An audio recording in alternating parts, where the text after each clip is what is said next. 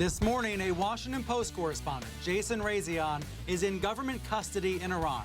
According to the Post, he is the first American journalist known to have been taken into custody there since 2009. He was arrested on Tuesday evening along with his wife, who's a reporter for a newspaper in the United Arab Emirates. Two photojournalists are also apparently being held. But that's just about all we know. We don't even know the names of the other two. So I checked in this morning with Marty Baron. He's the executive editor of the Post, and he said he still has not received any information about Razian's whereabouts, his condition, or even why he was detained in the first place. In a statement on Friday, he called it mystifying. He said that statement still holds true. There's nothing more to add at the moment. There has been a long history, unfortunately, of reporter arrests in Iran, and Maziar Bahari knows that better than anyone. He was a reporter for Newsweek magazine in Iran when he was detained in 2009. He was jailed for almost 4 months. He wrote a book about his experience that Jon Stewart made into a movie. Remember when Stewart went off last summer for a hiatus and John Oliver filled in? Well, Stewart was away directing this movie. It's called Rosewater, and it's going to premiere later this year. Now Bahari lives in Britain, and so I Skyped with him a couple days ago and asked him for his reaction to this week's news. Here's what he said. Tell me about your experience. You wrote a memoir about your time in prison titled Then They Came For Me, and you described how a key piece of what they called evidence used against you was an interview from The Daily Show. What was that? What they do for, as soon as you arrive in prison in Tehran or any other prisons in Iran, is that they throw charges at you. First, they throw those charges, and then they try to find the evidence to back it up. So my charge was that I was spying for the CIA, the Mossad, the MI6, and Newsweek. And in the absence of any evidence to prove that, they showed me an appearance in The Daily Show where Jason Jones, one of the reporters for The Daily Show, was saying that he was a spy. So they said you were talking to a spy. And unfortunately, I can foresee a situation for Jason, the Washington Post reporter who was arrested, to go through the same thing. You mean where they look for some sort of thing they can pretend is evidence and throw it at him? Unfortunately, yes. And you have to understand that Jason in prison, he's going to deal with very ignorant and very paranoid people. These are the people who spent most of the time in very dark and very small rooms, insulting and beating people. It's harrowing to hear you describe the guards, and the film that's being made based on your experience is titled Rosewater. That's because one of the interrogators smelled like rosewater, is that right? Yes, he didn't, like many interrogators in the Islamic Republic, I guess he didn't take shower enough.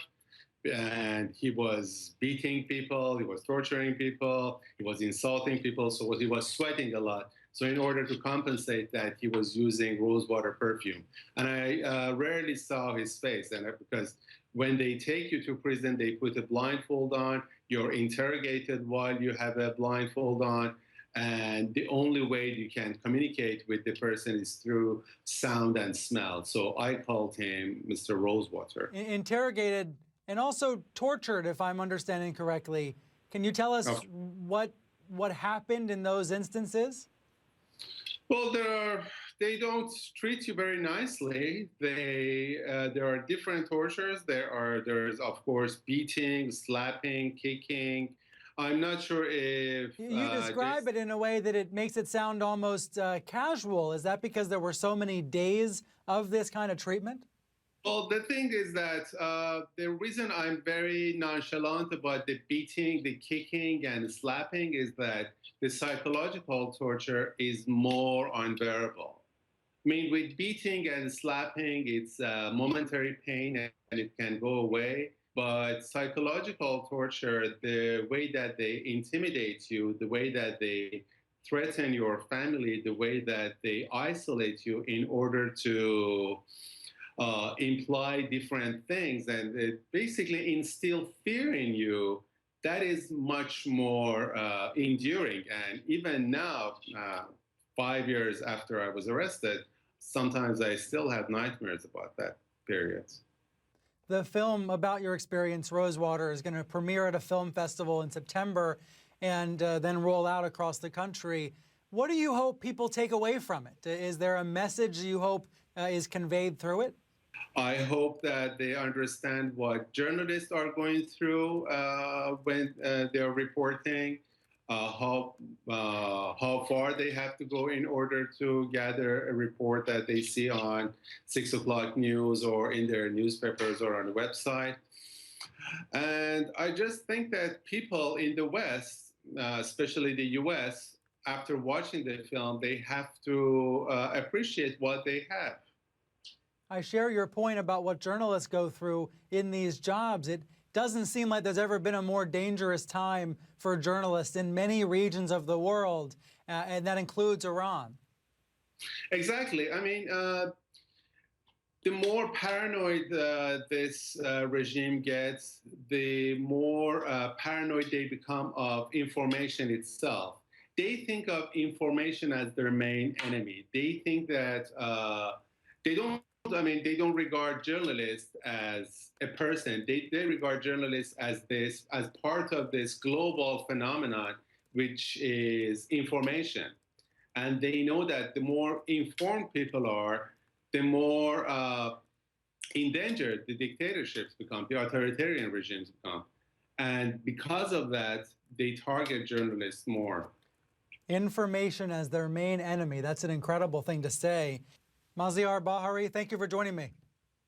Thank you. Nice to talk to you.